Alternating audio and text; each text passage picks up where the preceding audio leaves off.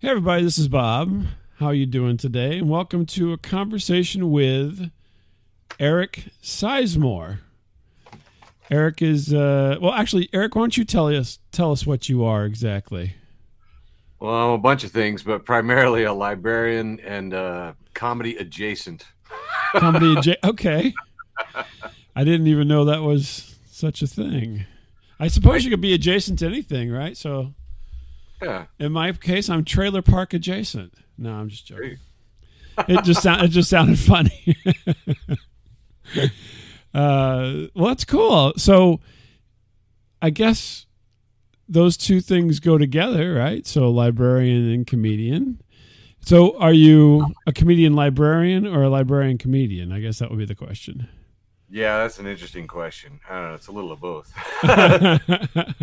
Because you got to pick. We got to pick one. To put in front.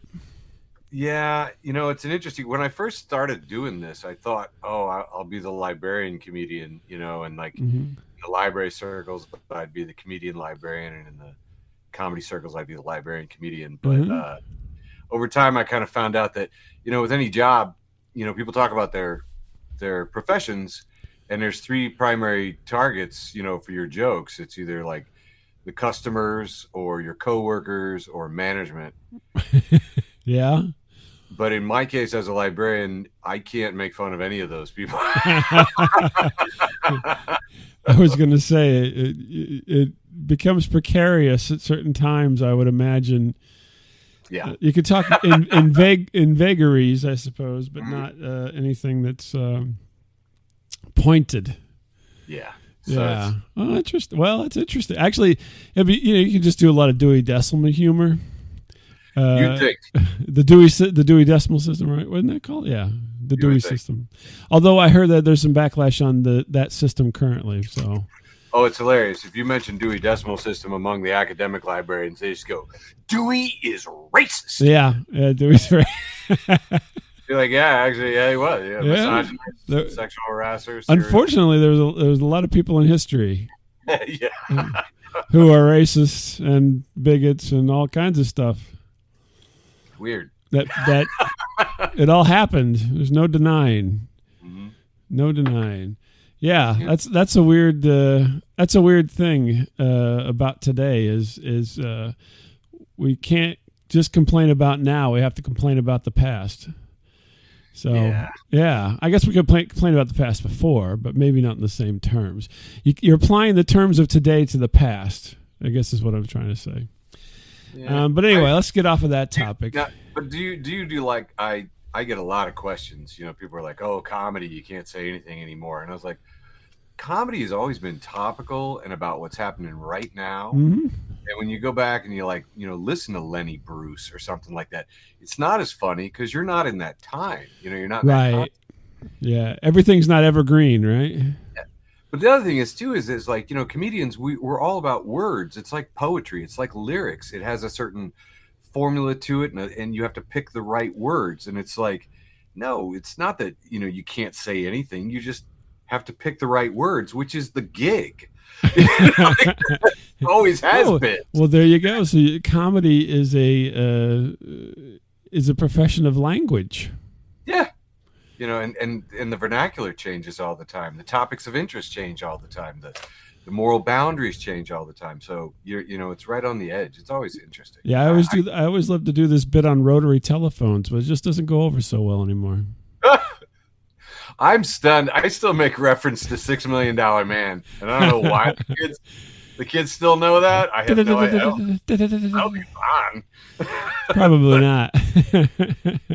But and it still works, and I'm thrilled.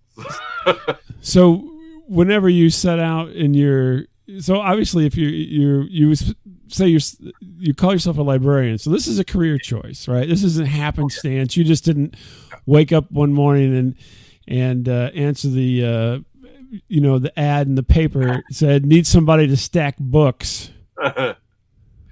Yeah, I think what it was is that I am a person that has had a lot of jobs and done a lot of gigs, and I do some acting and some voice acting, so those are always gigs, Mm-hmm.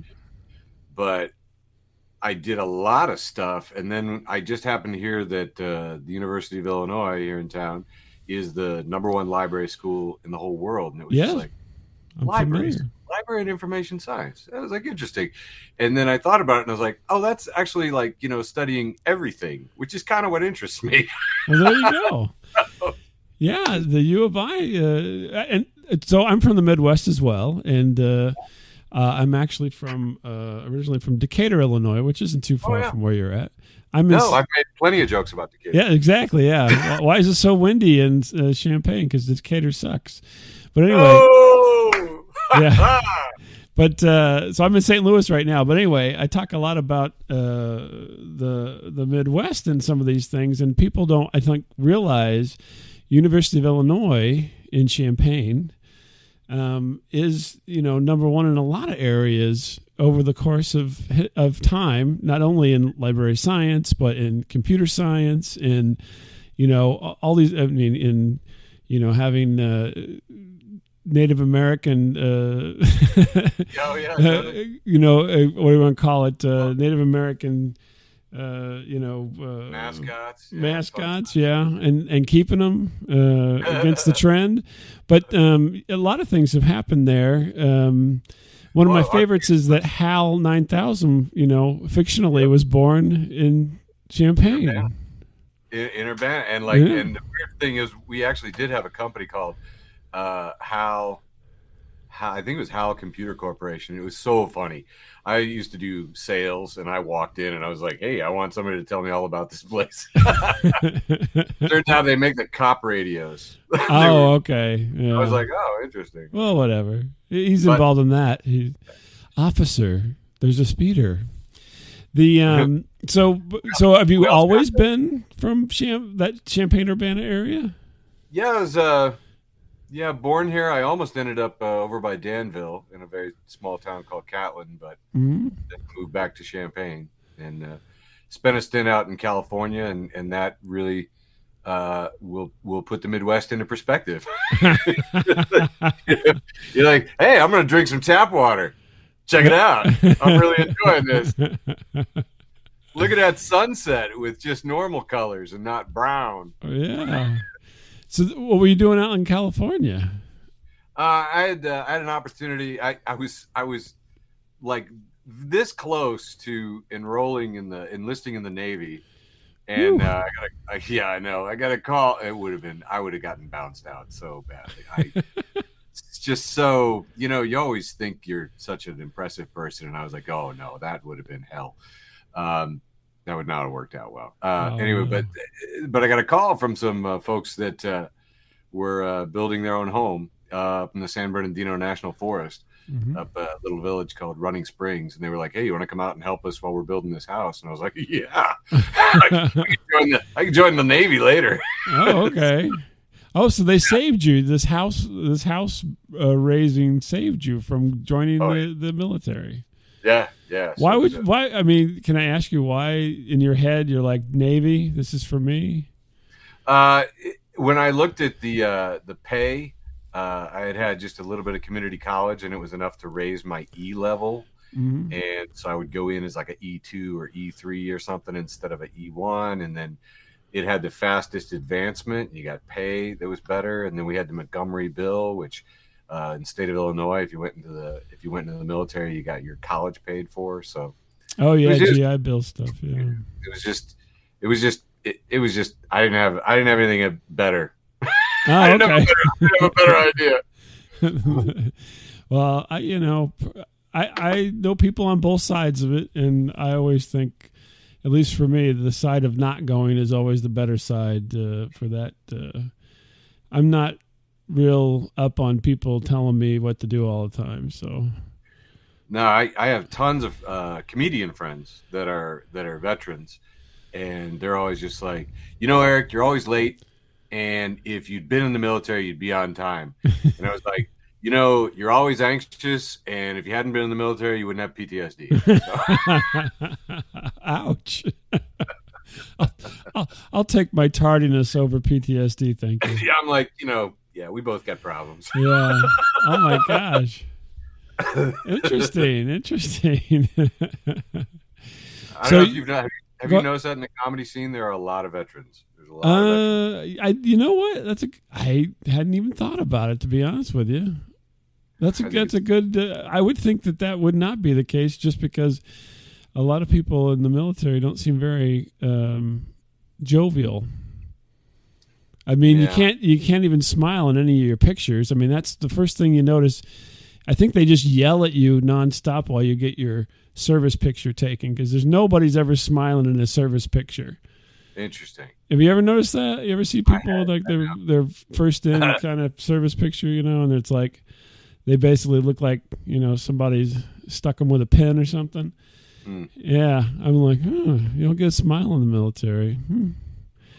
I guess not. I mean, I wouldn't go over well, I'm sure. So, but so interesting path here. So you've got saved by a house project, and then you had to get back to the Midwest at some point. How long did you work on that house?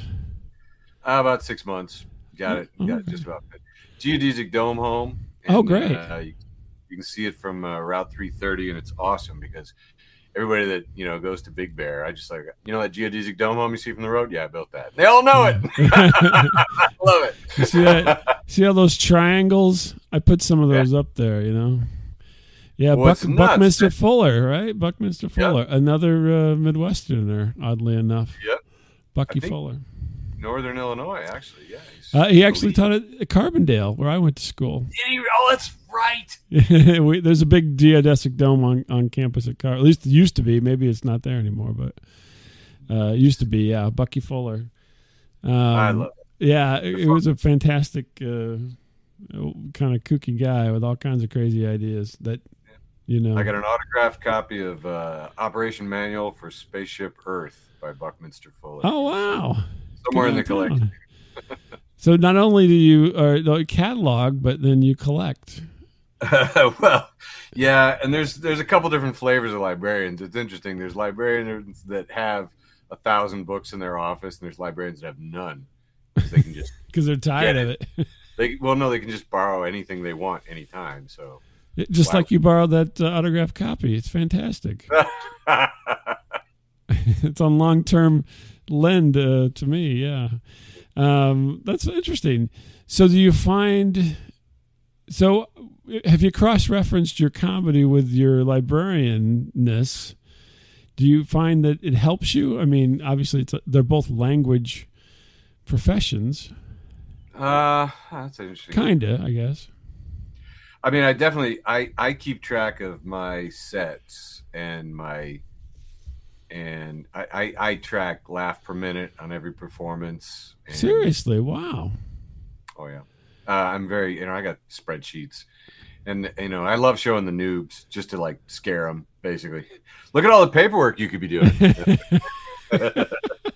So what would you say is, if you said, what's the laugh per minute ratio that you want to hit? Like, you're going into this, what do you want to get to? Well, something I noticed, and I mean, you can do this as an experiment. There are certain performers, and you can tune into any special they do, anything, and randomly select 5 minutes and just do a tick for every joke, and you're going to get 35. You're going to get 7 laughs per minute every single time. Really? 7 laughs per minute? You can do that with Dave Attell. I've never found any segment of Dave Attell that doesn't work with that formula. John Mulaney, Amy Schumer, pretty much any of them. I don't know. I watched the Mulaney, L.A. people thing. I don't think he hits 7 a minute on some of that. Well, now see, it's a different ratio if you go to a different format. If you take like a Seth Meyers, late night, that's running more of a 3.5 to a 4. Those shows are much slower. They're different setups. Okay. But I like the machine gun Dave Attell, Amy Schumer style. I mean, 7 laughs per minute. That is, and the fact that you can do it anywhere tells me that their writing is very systematic. They're very disciplined. I mean, you can't hit that consistently without, knowing what you're doing. Wow, that's interesting. I never thought about it that way. That's because if you're in the kind of the media world, right? So if you watch movies, it's basically a cut every 3 seconds. Okay. In a regular scene, right? So if you can almost count 1, 2, 3, cut, 1, 2, 3, cut. So it's very similar. So there's a rhythm. You're seeing the rhythm in what's happening, even though it may not be totally apparent to the viewer at that time. But I just originally very much needed a way to objectively tell what was happening, because I had seen people bomb and get off stage, and I'm like, and just halfway teasing them, hey man, how'd you do? And they're like, oh, I killed. And you're like, wow. And I've seen people, I've seen it numerous times where somebody has just absolutely killed, and they're off to the side of the stage grumbling and concerned about the tags they dropped and the thing that didn't work. And, it's like they were witnessing a different thing. And I was like, I need some kind of objective way to be able to tell what I'm doing. You know what I mean? So you're doing this statistical analysis of comedy. Well, but the nice thing about comedy is that it has an authenticity. You know what I mean? When you do your bits, the audience makes a noise. It's an objective reality. There's no, because you can go for a groan. You see, there's lots of people who go for what I call clapter. You know what I mean? Clapter, okay. Hey, Chicago, how we feeling? That's right, the give me, as they say, right? And when you see somebody do like 2 of those or 3, you're like, yeah. Well, maybe they only got 4 laughs in this minute, so they're trying to get 3 more. But that's the other thing too, where I just, I'll let anybody have one, you know what I mean? But when you start bringing up your just anything that's just designed to just get a clap, you know what I mean? It's designed to, aren't you so brave? You know what I mean? Oh, your son was the first male cheerleader at the high school. Great, good for you. You know what I mean? Like, we're all gonna applaud. That's a wonderful thing. But like, right. You get one. That's funny. They start taking points off. It's a comedy mulligan right there. Yeah. Yeah.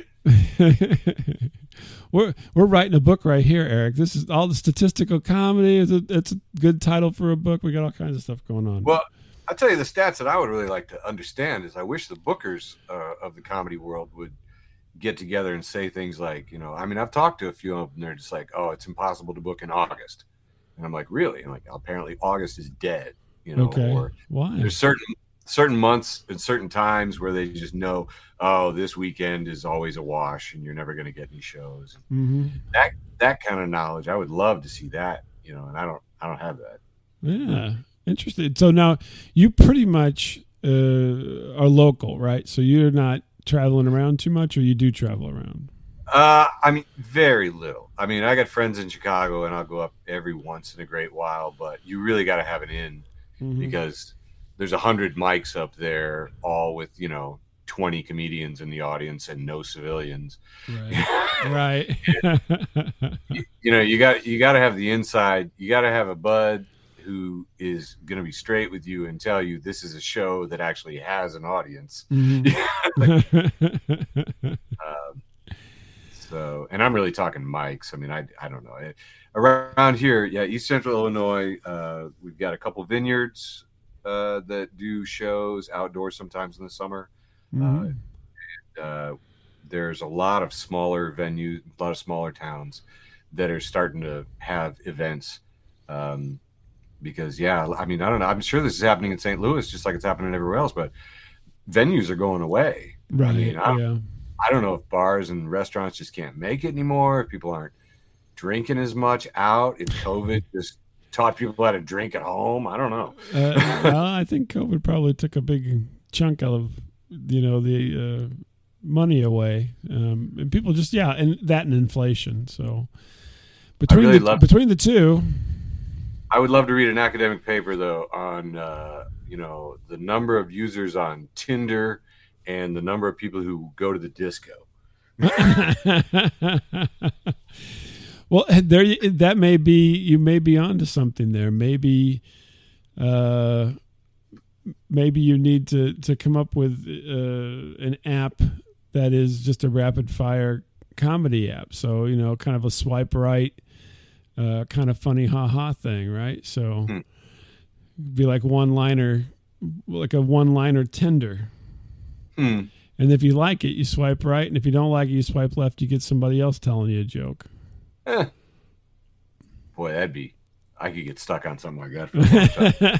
I mean, in a way, that's what TikTok is. I mean, how many, for me at least, I mean, I don't know what your experience is, and I am actually tired of it, but, I can only watch people fall down so many times on a video, no matter where the hell they are and what country or what situation. Yeah. I've grown tired of the America's Funniest Home videos online at this point, but maybe there's room for other things. We'll see. I mean, I deleted TikTok. Yeah. Well, being kind of a technology aficionado, I always like to see what's happening, even if I don't like it. Oh yeah. When I first got out of graduate school, my specialty is competitive intelligence, business intelligence, and so I went to work for this company, and basically I was just doing competitive intelligence on the internet. So I was writing up reports on what was happening on the internet for like rich dudes. It was great. Oh my God, it was the best job ever. To me, that just sounds, I'm like, and they're paying you to do this. Yeah. So I joined like everything. I mean, it was like, you cannot name a social media service from 20 years ago that I wasn't on. I did everything. Wild. So you're a Friendster kind of guy. Friendster, Friend Feed, MySpace, Orkut. I don't even know what that one is. That was Google's attempt. Died. Yeah. Google has there's that they always use that sign yard in Las Vegas with all the old signs. Google's got one of those for all their old products. Virtually. Yeah. That's going to be that'll be an attraction once we get into the immersive worlds that supposedly have been coming for the last 20 years. Dude, I miss so many old products, old software that you can't get anymore. Like, I can't believe I'm nostalgic for crap like that. Well, it's interesting that you even, I mean, obviously coming from a repository mindset as a librarian, most people don't care. I mean, they just don't, does anybody remember Odeo? Is that a radio thing, audio thing? Yeah, it was like an early podcasting thing. It became Twitter. Really? Yeah. Go figure, right? So, anyway, trip down memory lane there. But now it's interesting you say that because there's a weird crossover with librarians and podcasts. I mean, people actually sort of, measure like the major milestone was the first podcast that was added to the Library of Congress. Oh, yeah. Mark Maron's WTF. That was? Oh, my gosh. That's not even an early one. These bastards. They didn't pay attention. What was hilarious was before that, there was a site called DMOZ, which was kind of like a Yahoo directory that was built by people, like a Wikipedia of Yahoo directories, which the kids won't know what I'm talking about. Right.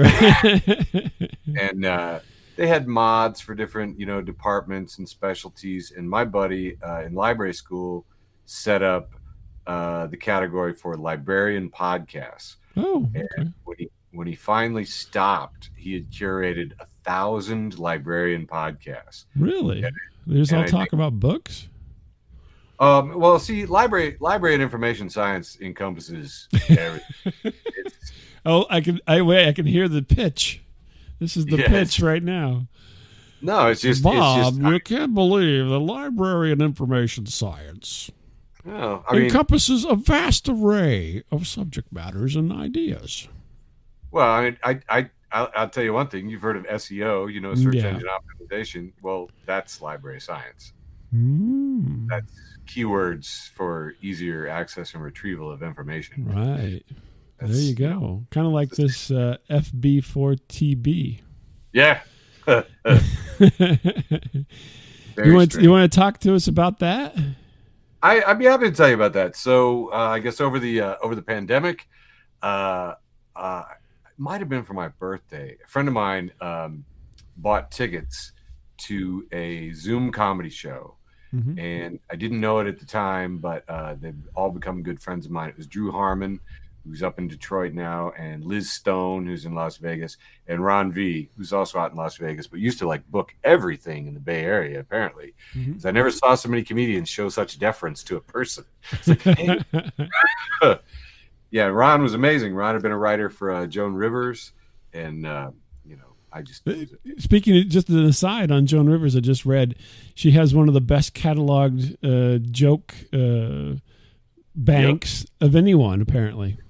Yep, and the librarians help with that. Yeah, I just read that. They're like it's a plethora of jokes. What they didn't talk about was that they're cross, even though those were typewritten, they still, it was back when that was originally first donated when she passed away. OCR was still a little, iffy, optical character recognition. So they posted in the librarian and museum, message boards, hey, we have this enormous collection of 36,000 jokes on cards, right. But we need some help transcribing it, if anyone. Anyway, apparently the whole project was done in about 8 days because the librarians all. She's like, are you kidding? I can read a Joan Rivers joke straight from the card and type it in. So, yeah, cross-referencing. Yep, that is all. And crowdsourcing at that, yeah. I'm sorry, I kicked you off the Facebook okay. For the blind. So we went to this great Zoom comedy show. It was called Best of SF? No, it was called Zoom Comedy, I think. Or Live Zoom Comedy Live. I don't remember. Anyway, it had a really great name, and they got the URL, which was amazing. Really good. That escapes me. Yeah, it was fantastic. Went, and it was like, because we hadn't had any comedy in 2 months. Whenever COVID locked us all down, 3 months, there was nothing. And then all of a sudden we had live comedy, and I'm having a bourbon. I was dying. I'm in the chat, talking to my friend, like you whisper to your friend at comedy shows. Right. Talk smack about people. I was like, oh, this is the whole experience. This is great. And then, I have a little voice in my head that says, okay, one bourbon, that's it. You got to drive home. And then I was like, wait a minute. I'm not driving anywhere. Holy cow, I can tie one on. I don't have to be anywhere. It was probably a bad thing, but it was great. Got me through the pandemic. Oh, wow. So, interesting. So that inspired me to want to do my own show. And it took me probably about 2 months or so to wrangle comedians, and none of them had ever worked in offices or had Zoom or knew what they were doing at all. Makes it a little tough. Yeah, but bit by bit, we did it and kept doing it, and now we've got this live on Zoom podcast that takes place every Tuesday night, and it's called Facebook for the Blind. Basically, comedians playing show and tell with memes, and the idea is that you could be washing the dishes and just wearing headphones, and you can still laugh at a meme even though you can't see it because we'll say it. It's like descriptive audio. Yeah, because I used to work for a reading service, Illinois Radio Reader, and we read newspapers to the blind. And they not only do newspapers, but they do the circulars, the ads inside, the coupons. All kinds of stuff that it doesn't get printed in Braille, doesn't get said out loud, And I was like, well, I wonder how much they're missing on Facebook, because you've heard sighted elders of ours describe something they saw on Facebook to somebody. Yeah. Anyway, there's this kitten. This kitten, you see? And kitten, he said, "What says, hang on." Exactly. Did I mention it was hanging from a tree? I forgot to say that. I forgot that part. Okay, wait. Let me go back. Let me start again. Yeah. So after overhearing things I got a million times, I was like, well, I wonder if comedians could do it. You know what I mean? Because a meme is not just straightforward. It's not just reading text. You actually have to figure out how to set up the tension, set up the premise, and then launch the punchline. It takes timing. And I just wanted to see if it was possible. And we're 4 years into it and 160 episodes this Tuesday. And I don't know. Interesting. So is it all on the fly, or do you prep, or what's your... Does everybody bring their own memes and they prep them? Yeah. We have anywhere from we've had as many as 8 people on the show, which is way too many people. But usually it's 3 or 4 comedians, and we each do a round of about 8 or 9 memes in a row, and then we switch off. Yeah, we did. It took a lot of iterations to get to that, but say if like you and I were doing this and we're trying to do one meme at a time, the transition between getting set up and sharing your screen and then the next guy share, there's too much downtime, you know what I mean? So we had to clump them together. But no, it's really fun. And I used to be a DJ, so I like open the Zoom room like an hour early and play all my favorite music and put on cat pictures and memes and laser shows and my dream over COVID was always to do this as a live show, to have like a stage audience and then have like a screen that has the Zoom gallery audience and then what we're showing, and then me sitting there, in front of everybody. Anyway, I finally got it together, and we are going to be doing that for the first time in a studio on Thursday. Oh, really? Yeah. Interesting. We have some really excellent video producers, VJs, really, like straight off what I thought the future was going to be. I'm a video jockey, Right, exactly, yeah. These guys do, they'll just have like 15 projectors going, covering every wall and surface. And we have a big arts festival here in town called the Boneyard Festival, and a lot of the guys that are in this collective had done this whole art installation where it was like, I don't even know how to say it, like sheer walls, kind of like sheer gauze, and the projections were like going down the gauze, and it was like a maze and a hall of mirrors and weird lights all over the place, just all shifting and moving like psychedelic hippie, loving. Yeah, I went to a Van Gogh thing, which was immersive Van Gogh, where they do all that stuff. Yeah, it's incredible. Yeah, it is. It's very neat. And just another aside, Alan Hunter lives in St. Louis, by the way, one of the original VJs. Oh, from MTV? Yeah, from MTV. Oh, wow. Nice. He does a show out of his house in St. Louis. Anyway. Yeah, I from the second it came on, my young self was enthralled. Yeah, was like, well, exactly. This is the job. I hate to burst your bubble, but Martha Quinn is 65. No, I saw that. I don't care. My crush is unabated. my crush is unabated. I don't care. She's still a very nice looking young lady. I loved 65. I loved her for her insides. Oh yeah, of course. I believe now she's a librarian. But anyway, that sounds great. So you're moving forward. You're going to have a more kind of produced type version of what you've been doing. And you said you're going to the studio, so I mean, is this? So is it going to all originate where you're at, and then all your other folks from across the country are going to still zoom in, right? Yeah. I have had other comics in Champaign-Urbana who've been on the show, but one by one they've all had to go off and do other things. So.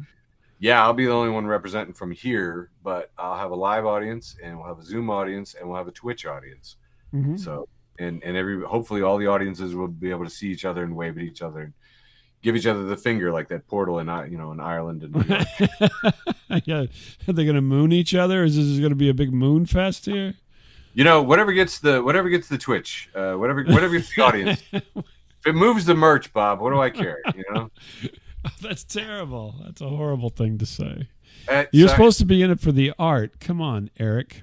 I'm in it to sell the art. Oh, to sell the art. Okay. I thought you meant to create the art, the illusion. I'm an American, and I want... Yeah, okay. I want to be able to pay my rent and then afterwards, like, buy other things. Yeah. I want to buy other things. Okay. So...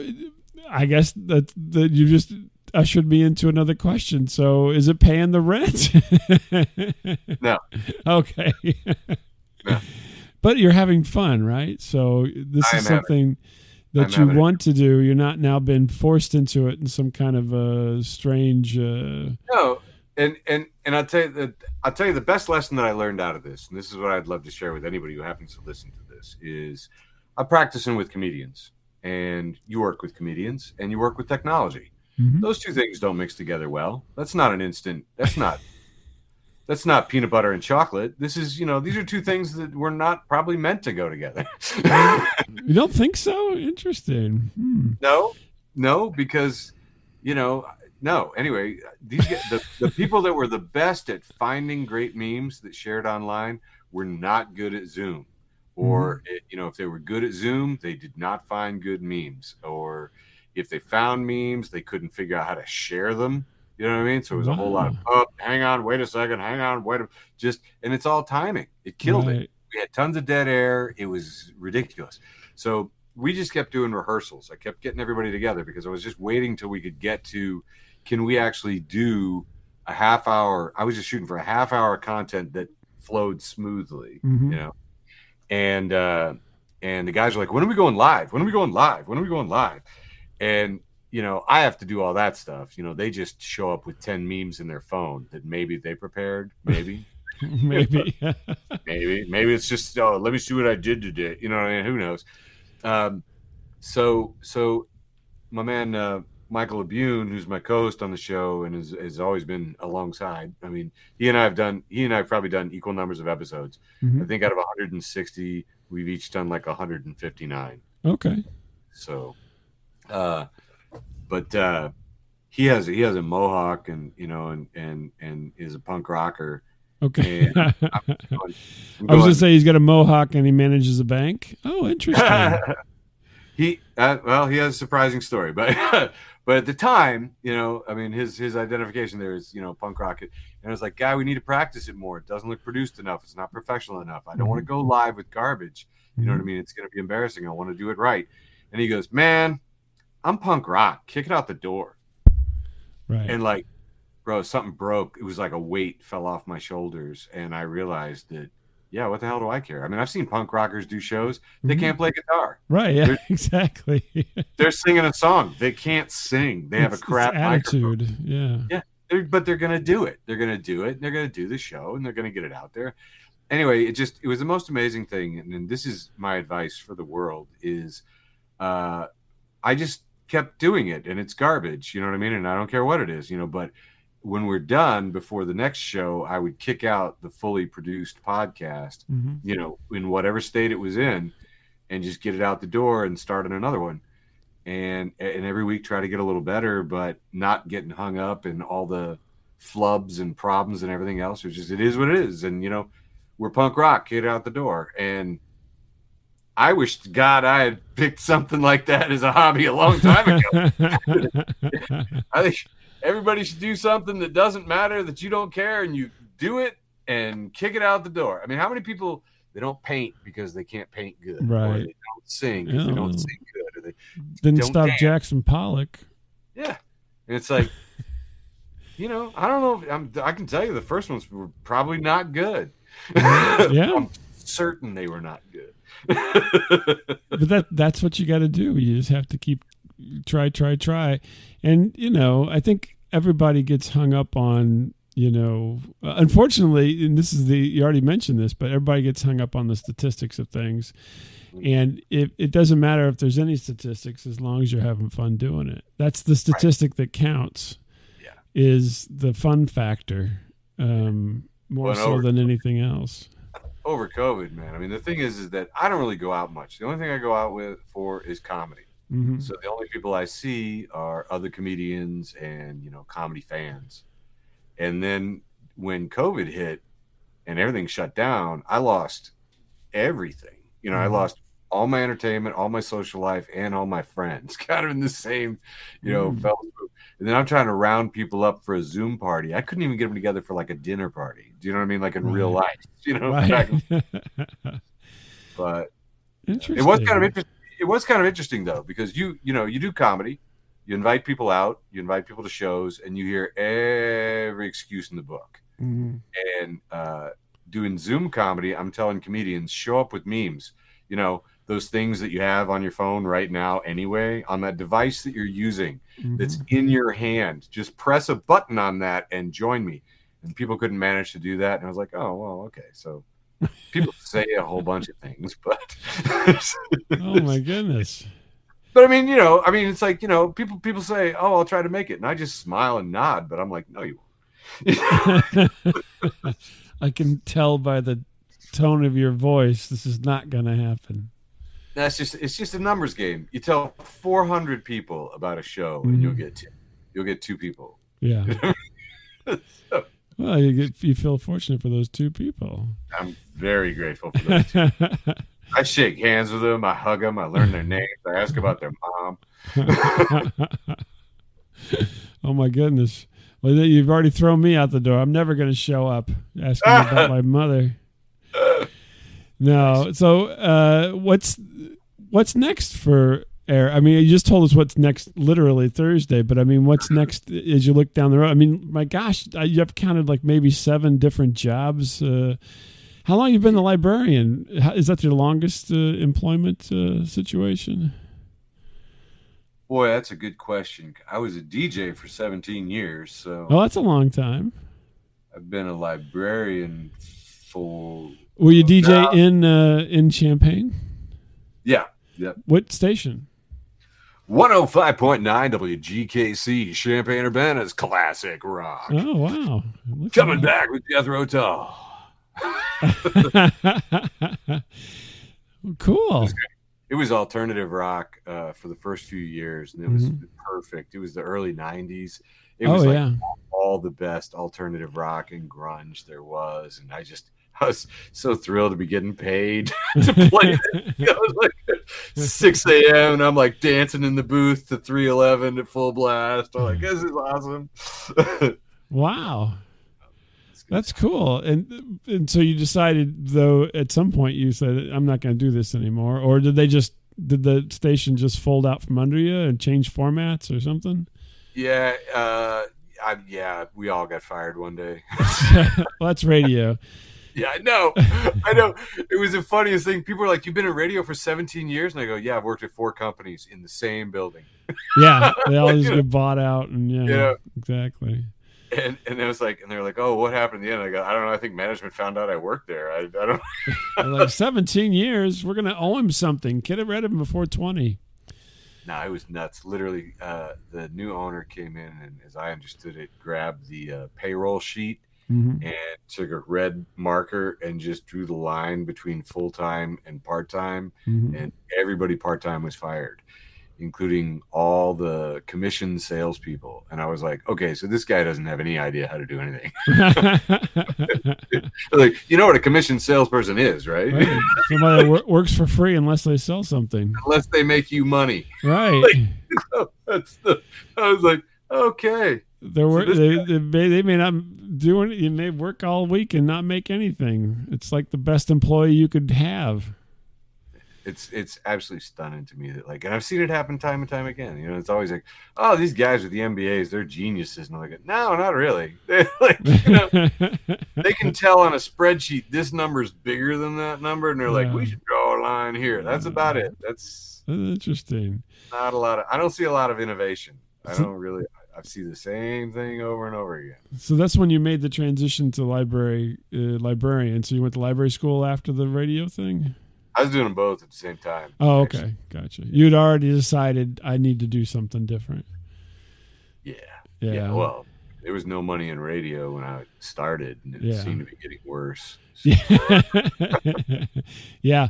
Now they just let everybody do it at home, and they don't pay anybody. So there you go. Are you freaking? Well, that makes. I mean, we were voice tracking back then. You know, I was always stunned at that because people didn't know. You know, I'd knock out a whole weekend in like an hour. Right. Yeah.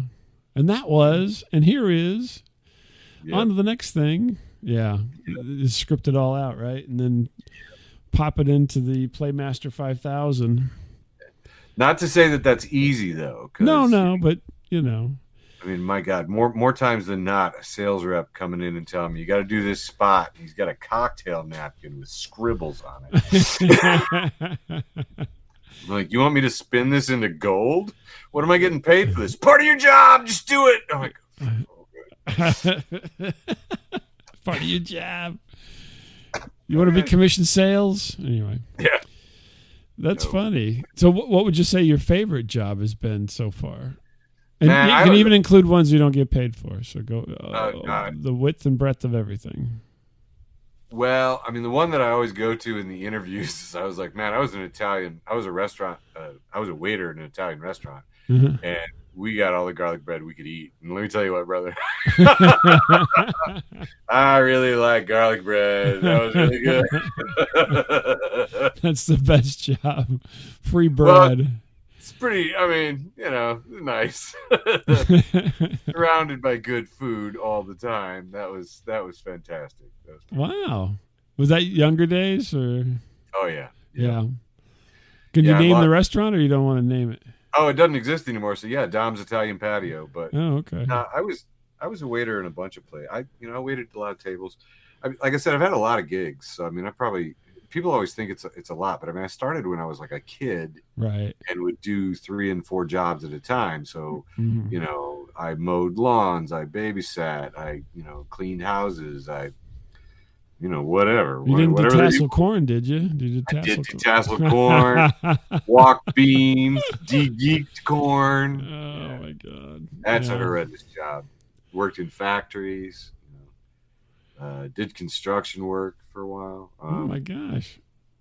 So were you kicked out when you were 5 or what? No, I got a paper route when I was like 8 or 9. I just always wanted to. I just like having a job, making money. Just always wanted it. And it never seemed like I could get enough. I think I was surrounded by a lot of rich kids. It's like, oh, if I'm gonna ever have a car, I'm gonna have to buy a car. Nobody's buying me a car. How does that work? Yeah, so was there something like? So when I went to work, I did tassel corn, and I went to detassel corn because I wanted to buy a computer. Oh yeah. And so that was the reason I wanted to detassel. And so was there something that was a catalyst to launch? And this was when I was 11, right? And I was supposed to be 12, but I was very tall, so it didn't matter. Because, they don't actually have IDs when you're 11, at least back in the day. Yeah. And so, I just wrote I was 12, and they said, okay, get on the bus, kid. But was there something that was a catalyst for you to start earning, or just money in general? Or? Well, that detasseling job was actually when I got back from California. So I was 20 and my crew were all 11. Oh my God, you were the leader. Holy moly. No, I was not. You were not the leader even. Oh. I was just another big dumb kid. Because normally in the tasseling, all the college kids are wrangling everybody, right? The college age kids are usually yelling at all the young kids to get in there and get basically cut up, because that was the whole big thing then. I'm surprised of how much of this memory I have not repressed, Bob. Sorry to bring it up again here. Sorry to make you churn this up. I still think about it sometimes, though, man. When people talk about those nightmares where they're walking in molasses, I'm like, I've actually done that.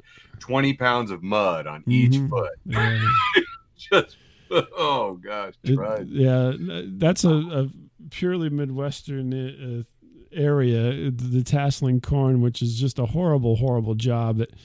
That if anybody really paid attention, they would not let children do that job. No. Because you get cut, I got poked in the eye, I don't know how many times, with the corn stalks and corn leaves and everything else. Did you ever do it where you're riding on the tractor? No, everything I did was walking.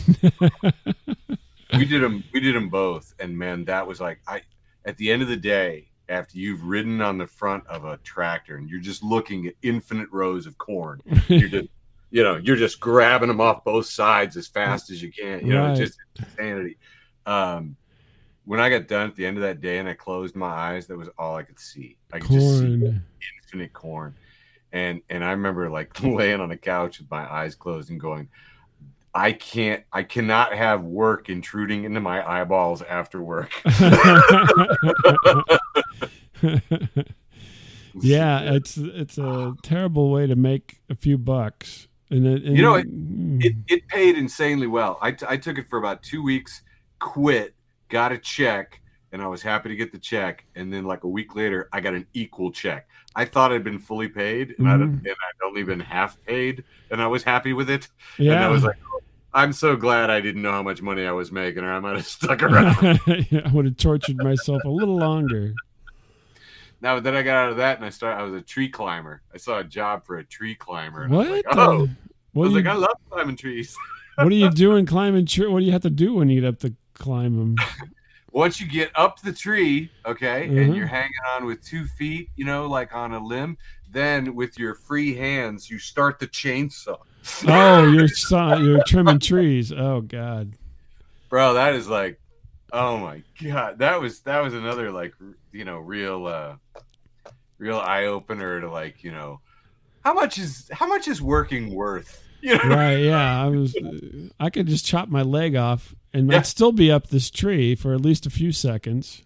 There was a time it was those kind of really baggy jeans. I think they might have even tapered at the ankle, but they were really baggy at the top. And I had a pair that had a perforated line right down the inseam. And people were like, "Oh, what's that?" And I go, "That's from a chainsaw." Oh my God. It was the most baller move I could do. Like, check that out. Look at that. I almost chopped my own leg off with a chainsaw. Yeah, it was my McCullough home vasectomy kit. Oh.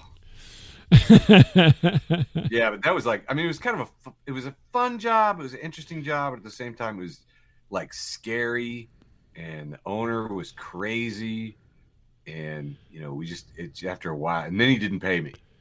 Oh, well, there you go. So I showed up the next week on payday, and I handed out OSHA forms to all his employees. And I said, I'm going to show up every week with a different government form until you pay me in full, Bob. His name was Bob, too. Yeah, Bobs are like that. They don't like to pay people. It only gets worse if they call themselves Robert. I'm wrong. I screwed up. His name was Harold. Oh, Harold. Well, it doesn't matter. Bob, Harold, it's all the same. I apologize, Bob. Merch the good name of Robert. Yeah, that's all right. So what's going forward, right? What's next for you? You got Facebook for the Blind. You're doing this thing coming up, but do you have like a project yourself into the future, and you're like, I want to, captain a fishing vessel or something like that? That's really an excellent question. You caught me right at a crossroads where I got a roommate because I'm killing it, and he's decided to not to renew, so I got to find another roommate. And is this a pitch for the roommate? Oh yeah, if you live in Champaign and you're a ninja, this guy, I'm never gonna get one quite as good as this guy. He works 7 days a week. He gets up at like 6. He's out the door at 7. I don't see him till midnight. He sleeps here and he's gone. He's a freaking ninja. And I'm like, perfect roommate. Yeah, so anybody, if you want to do that, please move on. I'm looking for a chemistry grad student, 70 hours a week in the lab. Just needs a bed, just needs a place to keep his mattress on the floor. That guy. A place to crash. No, but it doesn't need the Wi-Fi password. So I'm not really sure if I'm going to be able to keep living here where I've lived for about 5 years. Oh. And, my job, although it is a great job, and I love being a librarian, it is not enough. So I've got to add something else onto it. I am trying to layer on some merch and some revenue models onto FB for TB and some of the other things. I do a lot of things. I don't know, Bob. This is my sculpture. I sell these. Is that okay? It looks like a Rorschach kind of thing. Dude, that's its name! Bob, you're the first person to ever say that. I love you so much. I'm highly educated, Eric. Sorry. Bro, yes. Its official title is Rorschach Series 2. Series 2. I would be interested. Are there any autographed Series 1 out there in the market? The very first ones I made were they're 2 foot by 2 foot, so they're really big. And the very, very first one was made of copper. Oh. And so it looks like that, except twice as big and in copper. And then there's another one. The first one I did in aluminum. Is it like thin, like pressed, like copper, like 10, like you do with 10 shears and so forth? No, it's a 1/4 inch aluminum plate. and it's been cut with what I call a water jet, like a water. Okay. I'm familiar. Yeah, don't put your finger in that.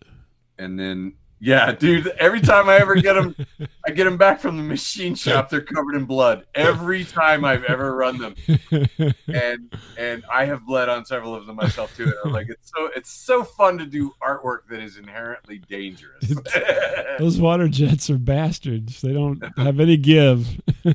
Well, no, it's the edges. It's the edges. Oh, the edge. Oh, because they're so sharp. Gotcha. And the water jet just take your finger off. And that sits in a frame. It's got a nice black furry background. It's about an inch. Oh, interesting. Oh, okay. So it's like kind of a 3D, yeah. It's what do you want to call it? I can't see in the video very well, but yeah, it's essentially inverted, right? So the black part is the cutout part, and the other part is the actual metal. Then. Yeah. So yeah. So do you sell them on Etsy or something or? I've had them up on Etsy for years, and no one's ever inquired. Really? But crazy thing is, I got a friend at a coffee shop who owns a coffee shop here in town. Hung one up there. He's got a lot of artwork up there, and he moved 3 of them during pandemic under lockdown. I still don't understand how that worked. Well, people saw it and they're like, "Hey, that looks kind of wild." And, interesting. Yeah. I love that. To me, it looks. It does look like an ink blot test, which is Rorschach, but that's what I named him after him, bro. No one's ever said that. You're the first. I've been making these things for like a dozen years. Really? Yeah. Well, everybody needs to read a book. That's right. That makes me so happy, Bob. But it has a certain, je ne sais quoi. It's very interesting to me. And to me, when I look at it, just so we can jump into the full experience of it, is the one that you have it right there. It looks like a kind of like a deranged cat trying to attack something. So on the left side is the mouth and nose with the legs dangling below, but the back end is kind of in the distance. Yeah. But like I'm biased toward cats, so yeah, I can see it. Yeah. Well, you need to. Do you know who Noel Fielding is? Do you know who Noel Fielding is? He's a British comedian. Okay. Right? You can write this name down. Well, actually, the stuff he's done lately, you'd be like, "What? Why in the hell is this guy telling me this?" He made a show called The Mighty Boosh back in the 90s with his partner, which I'm blanking on his name, of course. But anyway, he is a very artistic comedian, okay? And a lot of what his comedy is very visual, right? And so this reminds me of him because he did a lot of things that were visually interesting in reference to his comedy after he did some other things that kind of made him famous at the time, famous for England. But anyway, you might enjoy some of his. He did a thing called luxury comedy. You'll find it on YouTube, which is just outlandish stuff. But anyway. Okay, fun. I'm just giving you a rabbit hole to jump in. But for me, The Mighty Boosh is one of the great weird British comedies. So if you get a chance to watch that, it's out on Netflix or something. And there's 3 seasons. My favorite British comedy. You what? All I can think of, my favorite British comedy that I can think of off the top of my head is Black Books. Oh, Black Books is great. Yeah. Oh God. Yeah. That was my favorite. The British do funny alcoholics better than anybody. I think even like in America, I think mostly Dudley sad Moore, alcoholics. Yeah. Dudley Moore and Arthur was our last funny alcoholic. Well, yeah. Now we can't do that. I mean, that's not in vogue right now, is it? No. Yeah. And I've always wondered too. There's TV stations out there somewhere that are like filtering out the Otis the Drunk episodes of Andy Griffith. Yes. Yeah.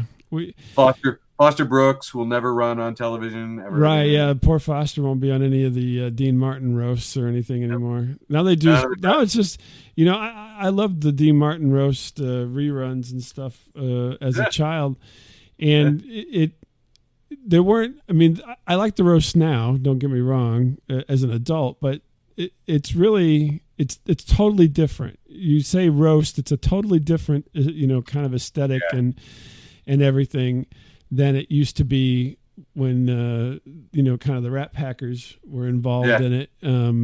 It's not the same. It's somewhat mean-spirited now, overall. It's really funny. I was talking to Judah Friedlander the other night, and we were talking about Which hat was he wearing, first of all? I think it was the one with the Morse code. Oh, okay. Just checking. I don't know. That's what I'm picturing, but I don't remember. But he was saying you're an asshole. That's what it said in Morse code. And I mentioned on the show, how much I'd enjoyed the roast of Tom Brady, and part of it was because I had a friend of mine who hosted, and she invited over some of my most obnoxious alcoholic friends, but they're also big NFL fans. So I got lots of loud, descriptive reasons behind all of the jokes. You know what I mean? Gotcha. Oh, that joke about the massage was because he got caught with a prostitute. It was a whole, the whole story. It was great, and I really enjoyed it. It was a weird experience because I don't know football, I don't know NFL, I didn't know any of this stuff. So, so it was neat to have interpreters, and it was unique for me, and I enjoyed it. And Nikki Glazer was funny. Yeah. And Tony Hinchcliffe was funny. Yeah. And Tom Segura and Bert Kreischer looked awkward, which was funny. It was funny to me. Funny. But it was really interesting. It was like Judah was like, yeah, he goes, but so much of it was just racist and homophobic. And as soon as he said it, I realized that there were long stretches where we were not laughing, right? And we were even looking at each other. I remember looking at my friend Bethy and going, what was that joke? Am I on the back of the school bus in 7th grade? I mean, that was. I was like, basically, it was like all of his teammates going, "I think Tom Brady's gay." That was. I was like, I think he's some kind of a queer. It was like, wow, it was the same joke over and over again. Maybe that's it hits the crowd. It's very popular. Well, see, I love it. You're going demand side. I'm going supply side here. Yeah.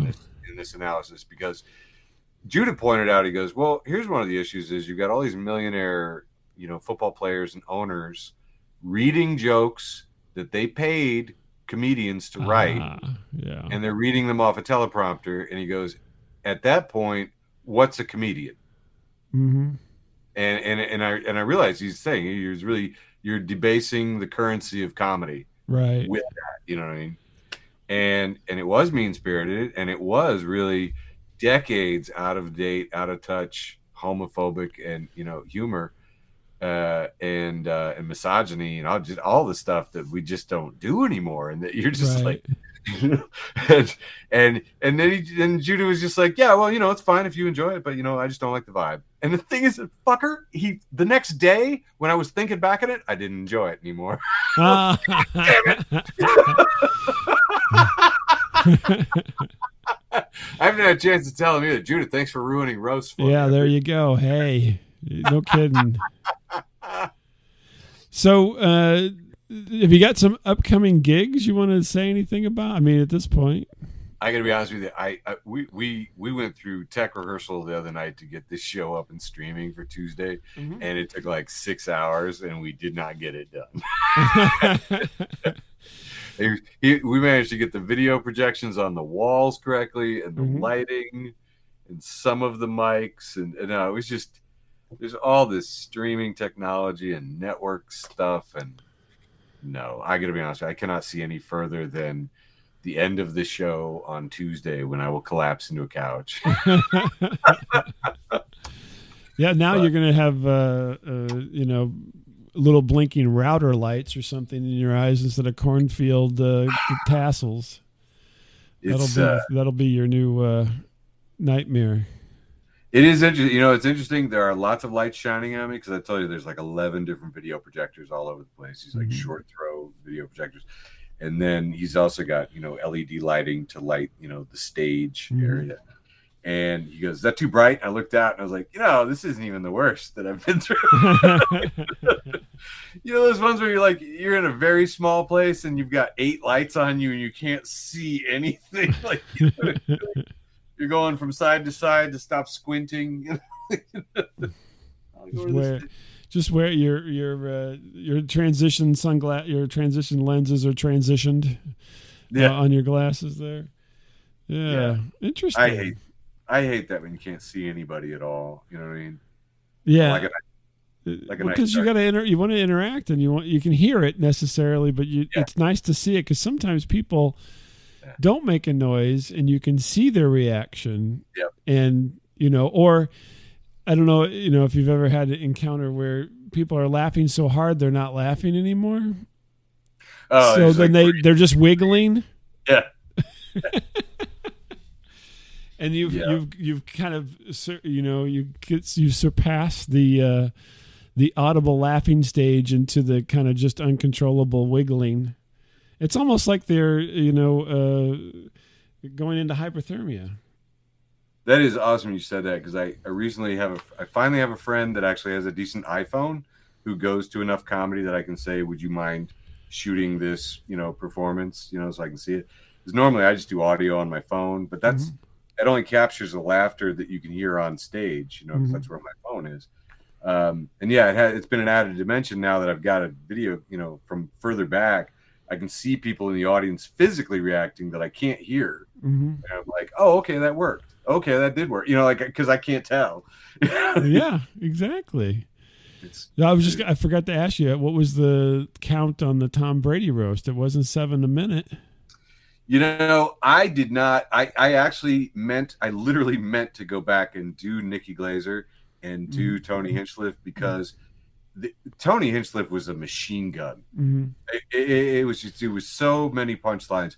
I do want to find out. I will run the laugh per minute on that. If I run those numbers, I'll let you know. Okay, yeah, post them up so then people. I can almost guarantee you they'll be higher than 7. Tony's number was higher than 7.